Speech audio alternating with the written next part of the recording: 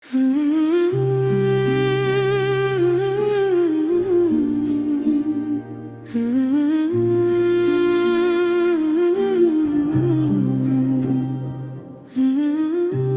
বড় মানুষ হতে চাইনি মা, চেয়েছিলাম শুধু তোমার দোয়ার ছায়ায় থাকতে।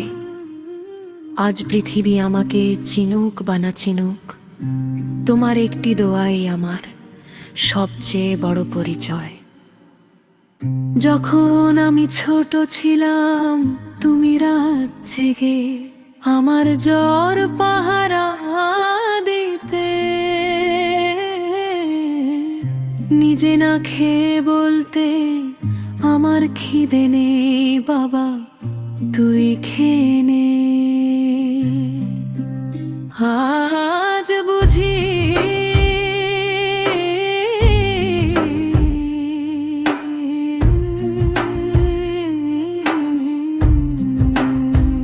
তো মাঝে খিদে নেই, কথার আড়ালে লুকিয়েছিল শত অভাব। বাবা রোদের আগুনে ঘাম ঝরিয়েছেন, তুমি ঘরের ভেতর চোখের জল লুকিয়েছ। আমি শুধু খেলেছি, হেসেছি, স্বপ্ন দেখেছি, আর তোমরা দুজন নিঃশব্দে আমার ভবিষ্যৎ গড়েছ।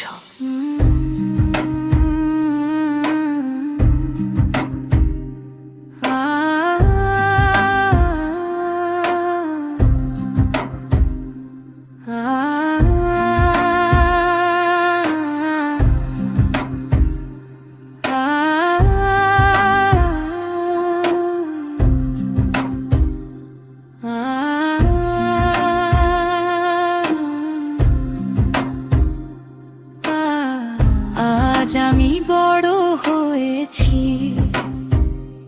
কিন্তু সেই ছোট্ট ঘরটা, সেই ভাঙা চৌকিটা, সেই কুপি বাতির আলো, সবকিছু আজও আমাকে ডেকে বলে, ভুলো না এখান থেকে তোমার শুরু। মা, আজ যদি তুমি আমাকে দেখতে, আমি শুধু তোমার পায়ের কাছে বসে বলতাম, ক্ষমা করে দিও। তোমার জীবদ্দশায় আমি যতবার তোমাকে কষ্ট দিয়েছি, সব ভুলে যেও। একদিন তোমার আলমারি খুলে তোমার পুরনো ওড়নাটা হাতে নিলাম, সেখানে এখনো ছিল তোমার আতরের হালকা সুবাস। আমি আর নিজেকে সামলাতে পারিনি, চোখের জলে ভিজে গেল ওড়নাটা। হে আল্লাহ, যদি আমার কোনো নেকামল থাকে, তার সোয়াবাগে আমার মা বাবাকে পৌঁছে দিও।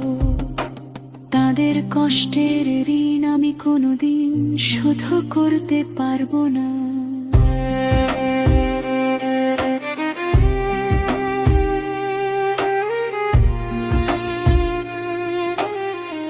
বন্ধুরা, দুনিয়ার সবচেয়ে দামি সম্পদ ব্যাংকের টাকা নয়, সোনার গয়না নয়, বরং ঘরে বসে থাকা একজন মা আর একজন বাবা। যদি আজও তারা বেঁচে থাকেন, তাদের কাছে গিয়ে বলো, আমি তোমাদের ভালোবাসি। এই কথাটা বলতে কখনো দেরি করো না।